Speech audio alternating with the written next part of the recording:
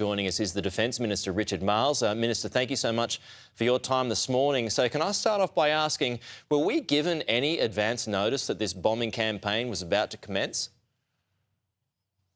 No, but we wouldn't have expected to be given that notice. This is an action which has been taken by the United States and by Israel, as both countries have said, and we wouldn't expect to have been given an indication of that beforehand. Even though we've got military assets in the region?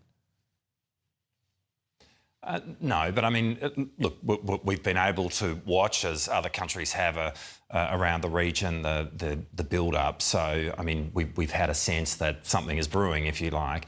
And, you know, our systems talk very organically, but we were not given a heads up in relation to this, and we wouldn't have expected to be. The actual moment of taking the action is something which is held very tightly, and this ultimately was an action that was done by America and Israel. Do you support and agree with these attacks? Well, we've made very clear that we support America in doing what it's doing to prevent Iran acquiring a nuclear capability. We've been saying that from the outset. Obviously, the world stands opposed to Iran gaining that capability, and were Iran to do that, it would be a very bad moment for the world. And more than that, we've also made it clear that we stand in support of the Iranian people, as they have been standing up against what is an appalling and an oppressive regime.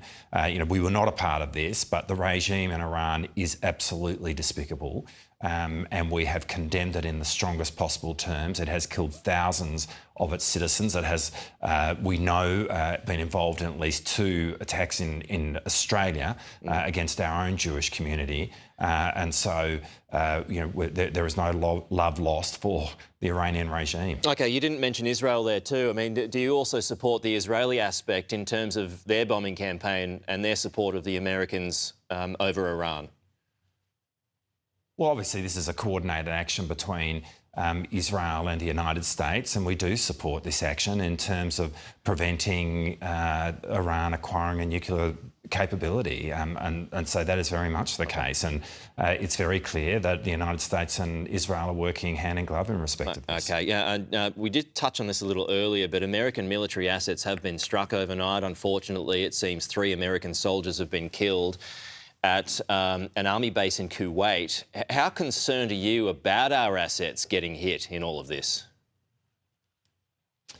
Well, we do have Australians across the region. I mean, there's a lot of Australians, civilians, across the Middle Eastern region. Something in the order of 115,000 Australians are across the region. So there is a very significant consular effort which is underway right now in respect of them. In terms of Australian Defence Force personnel, we've got over 100 Australian Defence Force personnel around the region. Most of those are in the UAE, where we do have a base at El Minhad, which is outside of Dubai. We've taken measures in respect of the safety of all of those Australian personnel, and all of them are accounted for. And so we are very much concerned but confident about their well-being, and we're very attendant to that. More broadly, obviously, there is a consular challenge in respect of the many Australians across the region, and we continue to work very hard on that. Sure. Have we been asked to help militarily at all? No, and this is, as I said, an action which is being undertaken by these 2 countries. OK, but if they were to ask, would you be open to that, or are you just going to leave it there? Look, I mean, I'm not in the habit of speculating. This is an action that's being undertaken by the US and Israel, and leave it at that. Do you think there's a need, and I think the Foreign Minister spoke about this a short while ago, but is there a need to get more of our diplomats out of the region now? Well, I mean, our diplomatic presence in the region is obviously very important, and we are very mindful of their safety. We have taken steps in the days leading up to this, because we could see what was brewing in respect of their dependence, and we made that announcement a few days ago before this action started. But having said that, our focus is on the consular challenge. Like, there is 115,000 Australians, as I said, across the region. There's a lot of work which needs to be done in respect of them. The crisis portal has been open for a few days now for those in Iran and Israel, Australians. That has today been extended to include Australians who are in the UAE and Qatar. And we are very much monitoring this situation very closely to make sure that we can get advice out to those Australians, that we're in touch with them, and that we monitor this as events progress. Right. So, I mean, obviously, there's a complication with the no-fly zone, but airspace being closed, I should say. So what do you do about, repatriation flights or things of that nature? Yeah, and look, you've highlighted the fundamental point here. I mean, people are obviously asking that question about repatriation flights, but as you just said, the fundamental issue here is that airspace is completely closed. And so really it's a question of when will airspace open in any form, and we engage in contingency planning, which I wouldn't speculate on, other than to say that we would expect that when airspace does open, it will actually be commercial flights which are in the most expeditious situation to resume.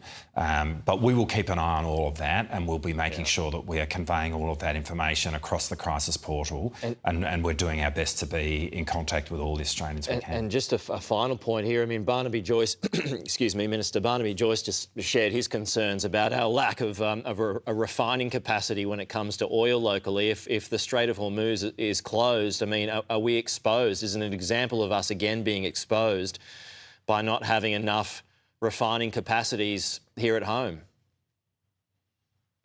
Well, refining capacity is one issue, but even what we refine in Australia now relies heavily on imported crude oil. So refining is one element of it, but it's actually about having oil reserves. And I mean, if you look at the refinery in my neck of the woods, in my electorate, it used to refine heavily out of Bass Strait, but now it largely refines imported crude oil. Look, we take crude oil from around the world, but that would include from the Middle East, but it's not the only place where we take crude oil from. Right. But I guess what that highlights is that, I mean, this is an important region.